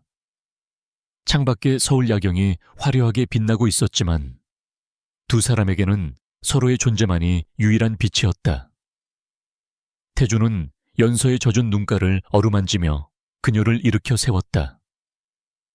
이제부터가 진짜 시작이었다. 과거의 빚을 청산하고 그들을 괴롭혔던 모든 것들로부터 자유로워질 시간이었다. 태주는 책상 위에 인터폰을 눌러 비서를 호출했다. 그의 목소리는 조금 전의 떨림은 사라지고 다시 냉철한 CEO의 것으로 돌아와 있었다. 그는 법무팀장을 지금 즉시 회의실로 부르라고 지시했다. 그리고 연서를 바라보며 단호하게 말했다. 박민경 팀장과 그 배후 세력들, 그리고 당신을 힘들게 했던 회사 내의 모든 부조리를 뿌리 뽑을 것이라고. 이것은 단순한 복수가 아니라 당신이 마땅히 누려야 했을 정의를 되찾는 과정이라고 설명했다. 연서는 눈물을 닦고 고개를 끄덕였다. 그녀의 눈빛에도 이전과는 다른 강인함이 서려 있었다. 더 이상 혼자가 아니라는 사실이 그녀에게 새로운 용기를 불어넣어 주었다. 태주는 그녀의 손을 잡고 집무실 문을 나섰다. 맞잡은 두 손은 단단히 얽혀 있었고 그 어떤 시련도 두 번 다시 그들을 떼어놓을 수 없을 것처럼 보였다. 복도를 걸어가는 두 사람의 발소리가 경쾌하게 울렸다. 사무실의 직원들은 두 사람이 함께 나오는 모습을 보며 숨을 죽였다. 태주는 직원들의 시선을 피하지 않고 당당하게 연서의 손을 잡은 채 걸었다. 그것은 무언의 선언이었다. 이 여자는 내 사람이며 누구도 건드릴 수 없다는 강력한 경고이자 공표였다. 엘리베이터가 다시 열리고 두 사람은 새로운 전장으로 향했다. 이제 연서는 그림자 속에 숨어있던 피해자가 아니었다. 그녀는 태주라는 든든한 방패와 자신의 능력을 무기로 자신을 억압했던 세상과 맞서 싸울 준비가 되어 있었다. 7년 동안 멈춰있던 그들의 시계가 다시 돌아가기 시작했고 그 시간은 그 어느 때보다 찬란하고 격정적으로 흐를 준비를 마쳤다. 태주는 엘리베이터 안에서 연서를 보며 작게 미소 지었다. 배고프지 않아? 일 다 끝내고 맛있는 거 먹으러 가자. 예전에 우리가 자주 가던 그 포장마차 아직 그대로 있더라. 연서도 마주보며 희미하게 웃었다. 네, 순대랑 떡볶이 먹고 싶어요. 소박하지만 따뜻한 대화가 오갔다. 거대한 권력의 소용돌이 속에서도 두 사람만의 작은 세상은 그렇게 다시 만들어지고 있었다. 폭풍이 지나간 자리에 평화가 찾아오는 듯 했으나 그것은 더 거대한 해일이 밀려오기 전에 고요함에 불과했다. 박민경 팀장이 보안 요원들에게 끌려나간 뒤 TN그룹 내부에는 묘한 기류가 흐르고 있었다. 겉으로는 정의가 구현된 것처럼 보였지만 어둠 속에서 꿈틀거리는 악에는 아직 완전히 사라지지 않았다. 대기 발령 상태로 자택에 집거하게 된 박민경은 분노와 수치심으로 이성을 잃어가고 있었다. 그녀의 좁은 오피스텔 바닥에는 빈 술병들이 뒹굴고 있었고 헝클어진 머리와 충혈된 눈은 그녀가 얼마나 깊은 증오의 늪에 빠져 있는지를 보여주었다. 박민경은 노트북 화면을 노려보며 이를 갈았다. 그녀는 자신의 몰락을 인정할 수 없었다. 감히 말단 직원 주제에 자신의 자리를 빼앗고 하늘 같은 대표의 총애를 독차지한 이연서를 용서할 수 없었다. 그녀의 비틀린 사고방식 속에서 연서의 실력은 조작된 것이었고 태주의 관심은 부적절한 관계에서 비롯된 특혜일 뿐이었다. 그녀는 떨리는 손가락으로 키보드를 두드리기 시작했다. 그녀가 가진 마지막 무기, 바로 익명성 뒤에 숨어 진실을 왜곡하고 타인을 파멸시키는 여론몰이였다. 직장인 익명 커뮤니티 앱과 각종 가십 사이트에 자극적인 제목의 게시물이 올라오기 시작했다. TN그룹 신임 CEO와 여직원의 충격적인 스폰서 관계를 폭로합니다라는 제목은 순식간에 조회수 1위를 기록하며 폭발적인 관심을 끌었다. 게시글의 내용은 교묘했다. 실명을 거론하지는 않았지만 누가 봐도 한태주와 이연서를 특정할 수 있는 상세한 정황들이 담겨 있었다. 신임 대표가 부임하자마자 특정 여직원을 편애하여 고속 승진시키려 한다는 내용이었다. 박민경은 소설을 쓰듯 거짓을 진실처럼 포장했다. 그녀는 연서가 새벽 늦게까지 대표실에 머물렀다는 사실을 부풀려 육체적인 관계를 암시했고 회의실에서의 극적인 반전 또한 미리 짜인 각본이라고 주장했다. 무능한 여직원이 몸을 상납하고 그 대가로 유능한 상사의 아이디어를 훔쳐 자신의 공으로 돌렸다는 식의 악의적인 프레임이었다. 사람들은 진실보다는 자극적인 추문에 열광했다. 게시물에는 입에 담기 힘든 성희롱적 악플과 조롱이 줄을 이었고 소문은 걷잡을 수 없이 퍼져나갔다. 다음 날 아침 연서가 출근했을 때 회사 분위기는 어제와 180도 달라져 있었다. 로비에 들어서자마자 사람들의 시선이 그녀의 몸을 훑고 지나갔다. 그 시선들은 존경이나 두려움이 아니었다. 그것은 더러운 것을 보는 듯한 경멸과 천박한 호기심이 뒤섞인 불쾌한 눈빛들이었다. 335 모여있던 직원들은 연서가 지나가자 목소리를 낮추고 귓속말을 주고받으며 킥킥거렸다. 연서는 본능적으로 몸을 움츠렸다. 어제까지만 해도 그녀를 영웅처럼 대우하던 사람들이 하루아침에 등을 돌린 이유를 알 수 없었다. 엘리베이터에 타자 안에 있던 사람들이 슬금슬금 피하며 그녀와 거리를 두었다. 등 뒤에서 대단하다, 진짜. 얼굴은 반반하게 생겨가지고 신데렐라가 따로 없네 라는 비아냥거림이 들려왔다. 연서의 얼굴은 창백하게 질려갔고 심장은 불안하게 요동쳤다. 자리에 앉자마자 옆자리 동료가 곤란한 표정으로 스마트폰 화면을 보여주었다. 연서 씨, 이거 봤어? 지금 난리 났어. 화면 속에는 박민경이 작성한 폭로글과 그 밑에 달린 수천 개의 댓글이 있었다. 연서는 떨리는 손으로 스크롤을 내렸다. 몸 로비로 성공한 케이스, 저런 애들 때문에 열심히 일하는 사람들만 바보되지. 대표 취향, 참 독특한 애 같은 글들이 비수처럼 날아와 꽂혔다. 연서는 숨을 쉴 수가 없었다. 7년 전 가난 때문에 사랑을 포기해야 했던 상처보다 더 끔찍한 고통이 밀려왔다. 그녀가 밤을 새워가며 노력했던 모든 시간과 열정이 단지 성상납이라는 더러운 단어 하나로 매도당하고 있었다. 사람들은 그녀의 디자인 실력 따위에는 관심이 없었다. 그들은 오직 그녀가 젊고 잘생긴 CEO와 잤는지 안 잤는지에 대해서만 열을 올리고 있었다. 이것은 인격 살인이었다. 점심시간이 되자 상황은 더욱 악화되었다. 구내식당 어디에서도 연서를 받아주는 테이블은 없었다. 그녀가 식판을 들고 다가갈 때마다 사람들은 가방을 올려놓거나 외면하며 자리를 내주지 않았다. 결국 그녀는 식사를 포기하고 화장실로 도망쳤다. 칸막이 안에 숨어 숨죽이고 있는데 밖에서 파우더룸을 사용하는 여직원들의 대화가 적나라하게 들려왔다.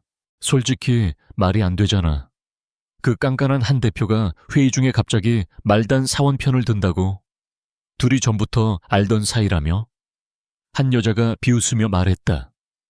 다른 여자가 맞장구를 쳤다. 내 말이 새벽 2시에 대표실에서 같이 나왔다는데 말 다 했지. 박 팀장님만 불쌍하게 된 거야. 능력 있고 일 잘하시던 분이 어린애한테 밀려나고, 역시 여자는 줄을 잘 서야 한다니까. 연서는 입을 틀어막고 소리 없는 비명을 질렀다. 억울함에 눈물이 쏟아졌다. 박민경은 자신이 저지른 도둑질과 갑질은 덮어두고 피해자인 연서를 꽃뱀으로 둔갑시켜버렸다. 가장 무서운 것은 대중들이 그 거짓말을 너무나 쉽게 믿는다는 사실이었다. 그녀가 쌓아 올린 작은 성취감은 모래성처럼 허무하게 무너져 내렸다. 그녀는 화장실 칸에서 나올 용기가 나지 않았다. 이 문을 열고 나가면 수많은 손가락질이 자신을 기다리고 있을 것만 같았다. 그 시각 CEO 집무실의 공기는 차갑게 얼어붙어 있었다. 김 비서가 보고한 태블릿 PC 화면을 내려다보는 한태주의 눈빛은 살기 등등했다. 그는 스크롤을 내리며 게시글과 댓글들을 하나하나 확인했다.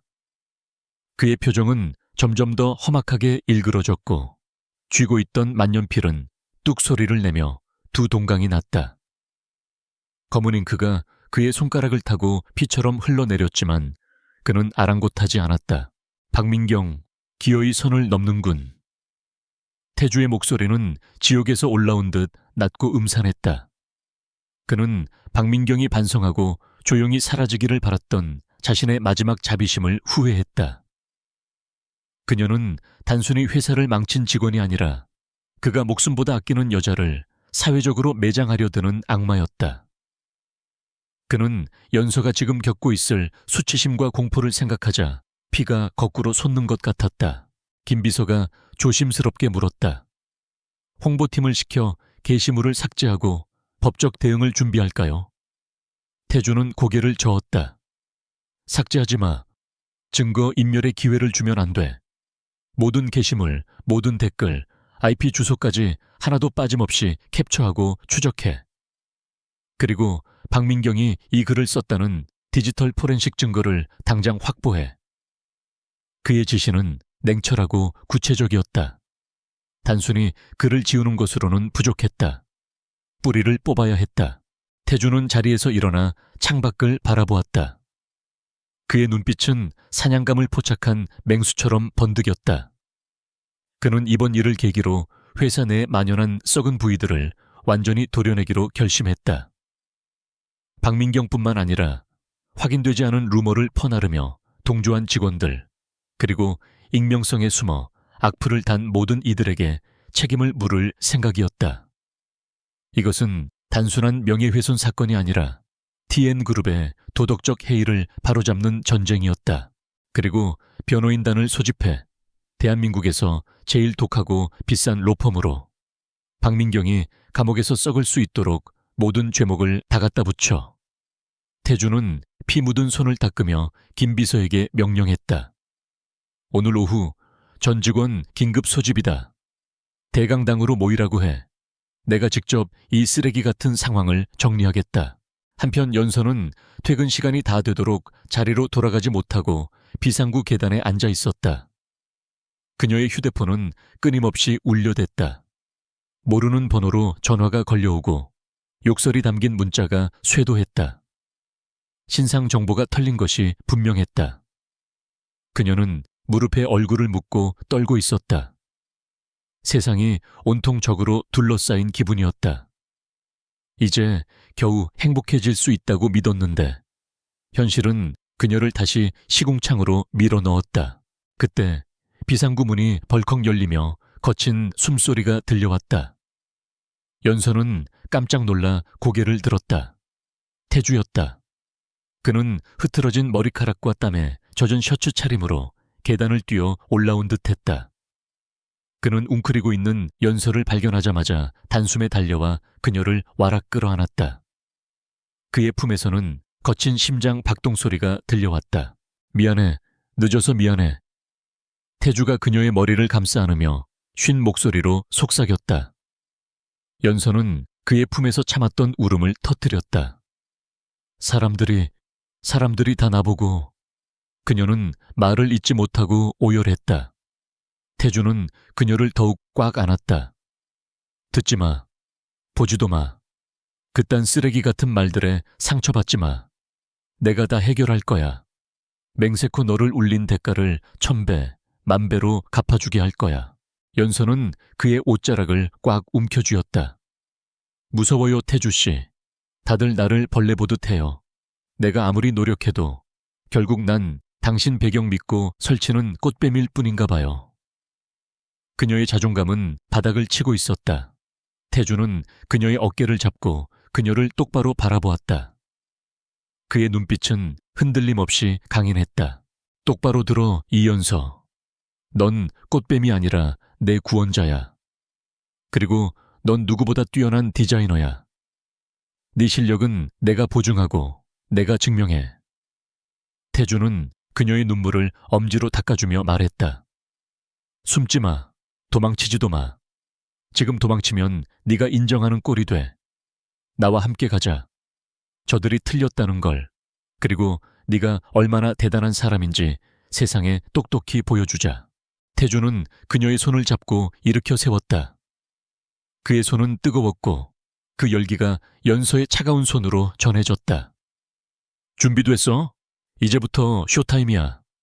주인공이 등장할 시간이라고. 태주의 입가에 서늘한 미소가 걸렸다. 그것은 반격을 알리는 신호탄이었다. 연서는 심호흡을 하며 눈물을 닦았다. 더 이상 물러설 곳은 없었다. 그녀는 태주의 손을 꽉 맞잡았다. 대강당에는 이미 수백 명의 직원이 모여 웅성거리고 있었다. 갑작스러운 소집에 다들 불만을 토로하거나 이번 스캔들에 대한 호기심으로 눈을 반짝이고 있었다. 단상 위에는 마이크 하나만이 덩그러니 놓여 있었고 거대한 스크린은 꺼져 있었다. 잠시 후 강당문이 열리고 한태주 대표가 들어왔다. 그리고 그의 옆에는 소문의 주인공인 이연서가 당당하게 고개를 들고 함께 걷고 있었다. 장내가 순식간에 술렁거렸다. 태주는 직원들의 시선을 정면으로 받으며 단상으로 걸어 올라갔다. 연서는 그 옆에 섰다. 그녀의 다리는 조금 떨리고 있었지만 표정만은 결연했다. 태주가 마이크를 잡자 날카로운 하울링 소리가 강당을 갈랐다. 모든 소음이 멈췄다. 태주는 차가운 눈으로 객석을 천천히 훑어보았다. 그의 눈빛이 닿는 곳마다 사람들이 숨을 죽였다. 오늘 여러분을 부른 이유는 단 하나입니다. 태주의 목소리가 강당 전체에 쩌렁쩌렁하게 울려 퍼졌다. 우리 회사 내에 기생하고 있는 암적인 존재들을 청소하고 진실이 무엇인지 내 눈과 입으로 직접 확인시켜주기 위해서입니다. 그의 선전포고와 함께 뒤편에 대형 스크린이 켜지며 충격적인 영상이 재생되기 시작했다. 대강당의 거대한 스크린 위로 재생된 영상은 충격 그 자체였다. 고해상도 CCTV 화면 속에는 텅 빈 사무실에 몰래 잠입한 박민경의 모습이 선명하게 찍혀 있었다. 그녀는 주위를 두리번거리더니 이연서의 컴퓨터에 접근해 USB를 꽂고 파일을 복사한 뒤 원본을 삭제하고 휴지통까지 비우는 치밀함을 보였다. 화면 하단에 표시된 날짜와 시간은 연서가 데이터를 분실했다고 보고한 시점과 정확히 일치했다. 객석에 앉은 직원들 사이에서 경악에 찬 탄식과 웅성거림이 터져나왔다. 그동안 박 팀장이 피해자인 척 연기했던 모든 것이 거짓임이 만천에 드러나는 순간이었다. 영상은 거기서 멈추지 않았다.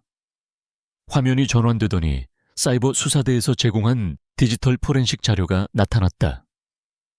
어제 사내 게시판과 익명 커뮤니티를 달구었던 악성 루머 게시글의 작성자 IP 주소가 박민경의 자택 및 개인 스마트폰과 일치한다는 결과였다.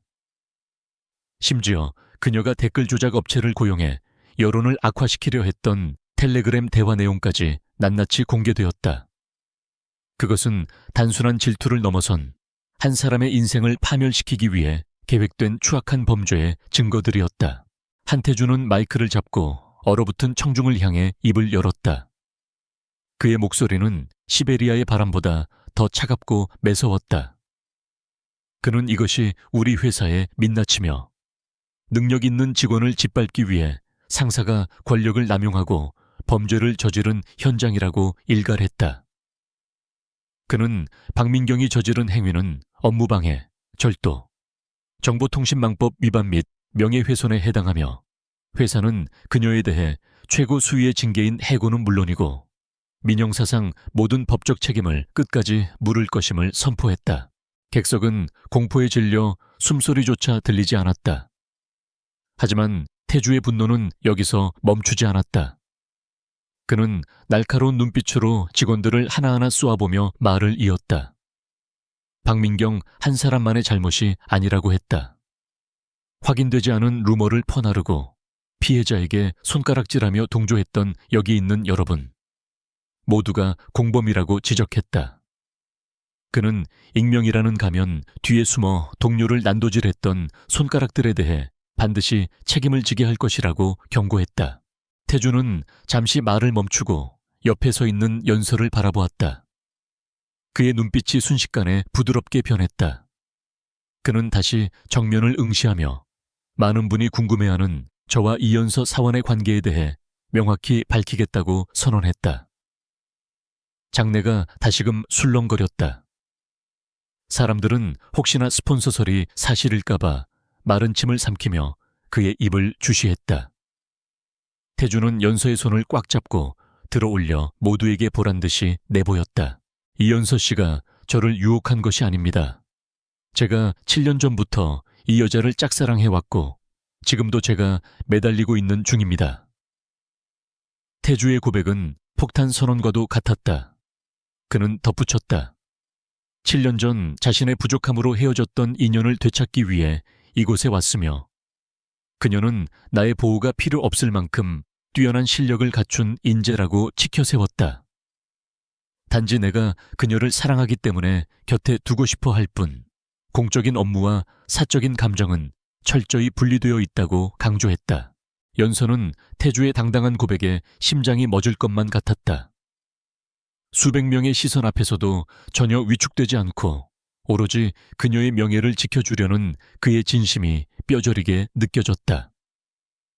몸로비라는 더러운 오명은 CEO가 7년 동안 잊지 못한 첫사랑이라는 로맨틱한 서사로 뒤바뀌었다.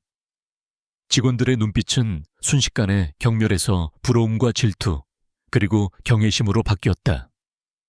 그들은 자신들이 감히 범접할 수 없는 존재를 건드렸다는 사실을 깨닫고 고개를 떨구었다.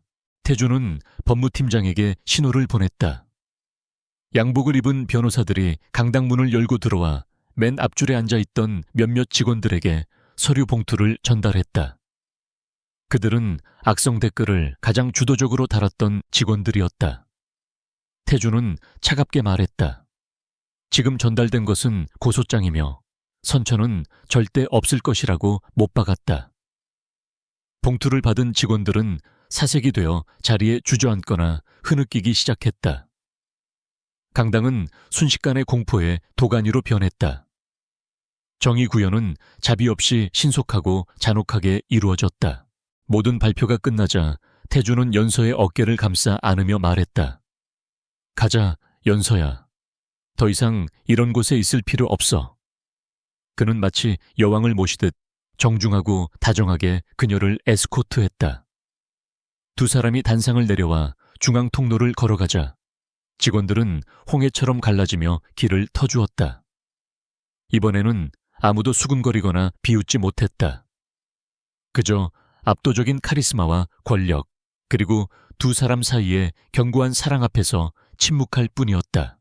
강당을 빠져나와 로비로 이어지는 복도를 걸으며 연서는 비로소 긴 한숨을 내쉬었다. 다리가 후들거려 쓰러질 것 같았지만 태주가 단단히 받쳐주고 있어 넘어지지 않았다. 고마워요, 태주씨. 그녀의 목소리는 물기에 젖어 있었다. 태주는 걸음을 멈추고 그녀의 얼굴을 양손으로 감쌌다. 고마워할 거 없어. 내가 너무 늦게 와서 미안할 뿐이야. 이제 아무도 널 괴롭히지 못해. 내가 약속해. 그때 로비 입구 쪽에서 소란스러운 소리가 들려왔다. 경찰 제복을 입은 사람들이 수갑을 찬 여자를 끌고 나가고 있었다. 박민경이었다. 그녀는 헝클어진 머리에 초라한 행색으로 발버둥치며 소리 지르고 있었다. 이건 모함이야. 내가 누군지 알아. 이거 놔. 그녀는 태주와 연서를 발견하고 악에 받친 눈으로 노려보려 했지만 경찰관들에 의해 강제로 경찰차에 태워졌다. 그녀의 몰락은 비참하고도 확실했다. 연서는 그 광경을 지켜보며 복잡한 감정을 느꼈다. 자신을 그토록 괴롭히던 거대한 산이 무너져 내리는 것을 보니 허무하기도 하고 후련하기도 했다. 태주는 그녀의 시선을 가리며 말했다. 보지 마. 저런 사람 때문에 네 감정을 낭비할 가치도 없어. 이제 다 끝났어. 그는 그녀를 자신의 차가 있는 곳으로 이끌었다. 이제 그들에게 남은 것은 과거의 상처를 치유하고 미래를 향해 나아가는 일뿐이었다. 채 탄 뒤 태주는 연서에게 안전벨트를 메어주며 물었다. 이제 어디 가고 싶어? 회사 일은 당분간 잊고 휴가라고 생각해도 좋아. 연서는 창밖을 바라보며 잠시 생각에 잠겼다. 7년 전 그가 떠난 후 그녀는 한 번도 제대로 된 휴식을 취해본 적이 없었다. 그녀는 조용히 미소 지으며 대답했다. 바다요. 예전에 우리가 같이 가기로 했다가 못 갔던 겨울 바다가 보고 싶어요. 태주는 그녀의 손등에 키스하며 시동을 걸었다.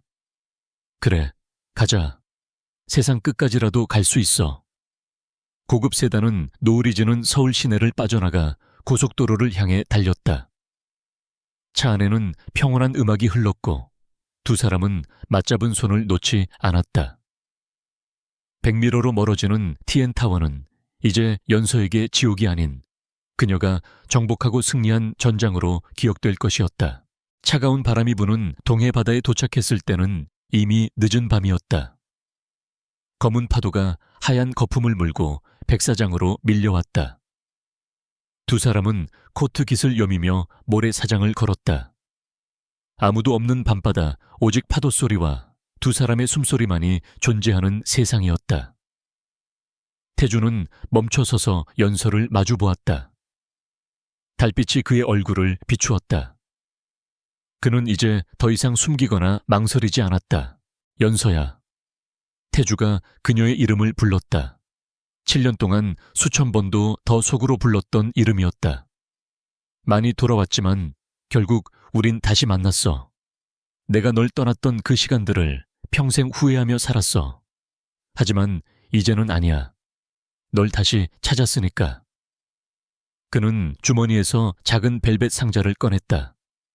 화려하지 않지만 세련된 디자인의 반지가 달빛을 받아 반짝였다. 다시는 널 혼자 두지 않을게. 내 모든 것을 걸고 널 지킬 거야. 태주는 그녀의 네 번째 손가락에 반지를 끼워주었다. 나와 결혼해 줄래?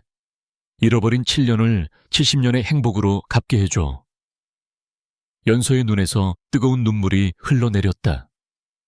그것은 슬픔이 아닌 벅찬 행복의 눈물이었다. 그녀는 고개를 끄덕이며 그의 품에 안겼다. 두 사람의 그림자가 하나로 겹쳐지며 길고 길었던 겨울이 끝나고 따스한 봄이 시작되고 있음을 알렸다. 계절이 4번 바뀌고 다시 겨울이 찾아왔지만 TN그룹의 공기는 1년 전 그날과는 완전히 달라져 있었다. 살얼음판 같았던 공포와 억압의 분위기는 사라지고 그 자리에 활기와 열정이 채워졌다. 크리에이티브 팀 사무실의 가장 안쪽, 예전에는 고함과 욕설이 난무하던 팀장실은 이제 투명한 유리벽으로 바뀌어 소통과 개방의 상징이 되었다. 그곳의 주인은 더 이상 히스테리를 부리는 독재자가 아니었다. 이연서 크리에이티브 디렉터. 명패에 새겨진 글씨가 오전의 햇살을 받아 반짝였다. 연서는 넓은 책상에 앉아 신입사원이 가져온 기획안을 꼼꼼하게 검토하고 있었다. 그녀의 눈매는 여전히 예리했지만 그 안에는 따뜻한 격려가 담겨 있었다. 긴장해서 손을 꼼지락거리는 신입사원에게 그녀는 붉은 펜으로 X 표시를 하는 대신 포스트잇에 부드러운 필체로 조언을 적어 붙여주었다. 그녀는 과거의 자신이 그토록 원했던, 하지만 갖지 못했던 진짜 선배의 모습을 실천하고 있었다. 그때 사무실 벽면에 걸린 대형 TV 뉴스에서 속보가 흘러나왔다. 기업 내 갑질과 횡령, 산업 스파이 혐의로 기소된 박민경 전 팀장에 대한 대법원 판결 소식이었다. 징역 3년의 실형 확정. 화면 속의 박민경은 수의를 입은 채 마스크로 얼굴을 가리고 호송차에 오르고 있었다. 한때 명품으로 온몸을 휘감고 거들먹거리던 그녀의 초라한 말로였다. 사무실 직원들은 잠시 그 뉴스를 바라보다가 이내 별일 아니라는 듯 다시 업무에 집중했다. 악인은 대가를 치렀고 정의는 구현되었으며 그것은 이제 더 이상 뉴스거리조차 되지 않는 당연한 상식이 되었기 때문이었다. 점심시간이 되자 CEO 집무실에서 한태주가 내려왔다. 그는 이제 직원들 사이에서 도살자가 아닌 혁신가로 불리고 있었다. 물론 여전히 업무에 있어서는 칼같이 냉철했지만 합리적이고 공정한 리더십은 직원들의 무한한 존경을 받고 있었다. 태주가 크리에이티브 팀에 들어서자 직원들이 밝은 표정으로 인사를 건넸다. 태주는 자연스럽게 연서의 방으로 들어가 문을 두드렸다. 이 이사님, 점심 같이 하시죠. 태주가 장난스럽게 웃으며 말했다. 연서는 안경을 벗으며 미소로 화답했다. 대표님, 공사 구분하셔야죠. 아직 업무 시간 5분 남았습니다. 두 사람 사이의 대화에는 여유와 신뢰가 묻어났다. 지난 1년 동안 두 사람은 TN그룹을 업계 1위로 끌어올린 환상의 파트너이자 서로의 상처를 보듬어준 연인이었다. 그들은 함께 수많은 프로젝트를 성공시켰고 루미에르 광고 캠페인은 칸 광고제에서 대상을 수상하는 쾌거를 이루기도 했다. 두 사람은 회사 근처의 한적한 공원을 산책했다. 차가운 겨울바람이 불었지만 맞잡은 두 손의 온기는 뜨거웠다. 태주는 연서의 옷깃을 여며주며 말했다. 다음 주면 드디어 그날이네. 준비는 다 됐어? 연서가 고개를 끄덕였다. 네. 드레스 피팅도 끝났고 청첩장도 다 돌렸어요. 실감이 안 나요. 1년 전만 해도 저는 내일이 오는 게 무서웠는데 지금은 매일매일이 기대가 돼요. 그날은 바로 두 사람의 결혼식이었다. 재벌가의 결혼식이라 세간의 이목이 집중되었지만 두 사람은 화려한 호텔 예식 대신 회사 옥상 정원에서의 스몰 웨딩을 선택했다. 자신들이 처음 다시 만났고 함께 싸워 이겨낸 그 공간에서 새로운 시작을 맹세하고 싶었기 때문이다. 태주는 연서를 지그시 바라보았다. 나야말로 꿈만 같아. 7년 동안 멈춰있던 내 시계가 이제야 제대로 돌아가는 기분이야. 당신 덕분이야. 결혼식 당일 TN타워. 옥상 정원은 동화 속 세상처럼 아름답게 꾸며져 있었다. 하얀 꽃으로 장식된 버진 로드 위로 따스한 겨울 햇살이 쏟아져 내렸다. 하객석에는 양가 친척들뿐만 아니라 TN그룹의 전 직원들이 참석해 자리를 빛냈다.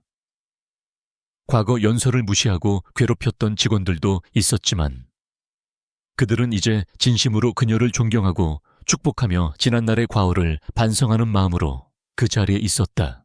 순백의 웨딩드레스를 입은 연서가 신부 대기실에서 심호흡을 하고 있었다. 거울 속에 비친 그녀는 더 이상 뿔테 안경 뒤에 숨은 주눅 든 계약직 사원이 아니었다. 당당하고 우아한 자태, 자신감으로 빛나는 눈빛은 그녀가 겪어낸 시련이 그녀를 얼마나 단단한 보석으로 만들었는지를 증명하고 있었다. 문이 열리고 태주가 들어왔다. 턱시도를 입은 그는 숨이 멎을 듯 근사했다. 그는 연서를 보자마자 잠시 말을 잇지 못하다가 이내 감격에 겨운 목소리로 말했다. 세상에서 제일 아름다워. 나의 여명, 나의 구원. 결혼식은 엄숙하면서도 유쾌하게 진행되었다. 주례 대신 서로에게 쓴 편지를 낭독하는 순서에서 하객들은 눈물을 훔쳤다. 연서는 떨리는 목소리로 낭독했다. 어둠 속에서 길을 잃었을 때 당신은 등대가 되어주었습니다. 당신이 저를 포기하지 않고 지켜주었기에 저 또한 저 자신을 사랑하는 법을 배웠습니다. 이제는 제가 당신의 쉴 곳이 되어드리겠습니다. 태주는 그녀의 눈물을 닦아주며 맹세했다. 비바람이 몰아쳐도 세상이 무너져도 당신의 손을 절대 놓지 않겠습니다. 7년의 기다림이 헛되지 않았음을 평생 증명하며 살겠습니다. 반지 교환과 축가, 그리고 직원들의 열렬한 환호 속에 행진이 이어졌다. 색색의 꽃잎이 두 사람의 머리 위로 흩날렸다. 연서는 태주의 팔짱을 끼고 버진 로드를 걸으며 하객들을 둘러보았다. 한때는 지옥 같았던 이곳이 이제는 천국으로 변해 있었다. 그녀는 깨달았다. 진정한 복수는 상대를 파멸시키는 것이 아니라 보란듯이 행복해지는 것임을. 그리고 그녀는 지금 완벽한 승리를 거두고 있었다. 결혼식이 끝나고 밤이 깊어지자 옥상 정원에는 두 사람만이 남았다. 파티의 여운이 가신 자리에 고요한 달빛이 내려앉았다. 태주와 연서는 난간에 기대어 서울의 야경을 내려다보았다. 수많은 불빛이 별처럼 반짝이고 있었다. 1년 전, 저 불빛들 속에서 외롭게 울고 있던 연서는 이제 가장 높은 곳에서 가장 사랑하는 사람과 함께 세상을 내려다보고 있었다. 태주가 재킷을 벗어 연서의 어깨에 걸쳐주었다. 춥지 않아? 연서는 고개를 저으며 그의 품에 파고들었다. 아니요, 따뜻해요. 당신이 옆에 있으니까요. 태주는 그녀를 뒤에서 안으며 그녀의 머리에 턱을 괴었다. 이제 신혼여행 다녀오면 더 바빠질 거야. 뉴욕 본사에서 당신을 수석 디자이너로 초청하고 싶다는 연락이 왔어. 연서는 놀란 눈으로 그를 올려다보았다. 정말요? 제가 할 수 있을까요? 태주는 확신에 찬 눈빛으로 고개를 끄덕였다. 물론이지. 당신은 이미 세계적인 수준이야. 내가 아니라 당신 실력으로 증명한 거야. 우리는 함께 세계로 나갈 거야. 당신이 디자인하고 내가 경영하고 우리가 TN을 세계 최고의 그룹으로 만드는 거야. 연서의 가슴이 벅차올랐다. 단순히 신데렐라가 되어 왕자님과 행복하게 살았다는 결말이 아니었다. 그녀는 자신의 이름으로, 자신의 능력으로 당당하게 자신의 왕국을 건설해 나갈 것이었다. 과거의 아픔은 훈장이 되었고 7년의 공백은 더 높이 비상하기 위한 도움닫기였다. 그녀는 태주의 손을 잡고 말했다. 좋아요. 어디든 함께 가요. 이제 두려울 건 아무것도 없으니까. 태주는 그녀의 입술에 깊게 입을 맞췄다. 차가운 겨울 공기 속에 뜨거운 사랑이 녹아들었다. 멀리서 들려오는 도시의 소음조차 두 사람을 축복하는 팡파르처럼 들렸다. 그들은 알고 있었다. 앞으로의 인생에도 수많은 시련과 도전이 기다리고 있겠지만 두 사람이 함께라면 그 어떤 것도 문제가 되지 않을 것임을. 사랑해, 연서야. 영원히. 사랑해요, 태주씨.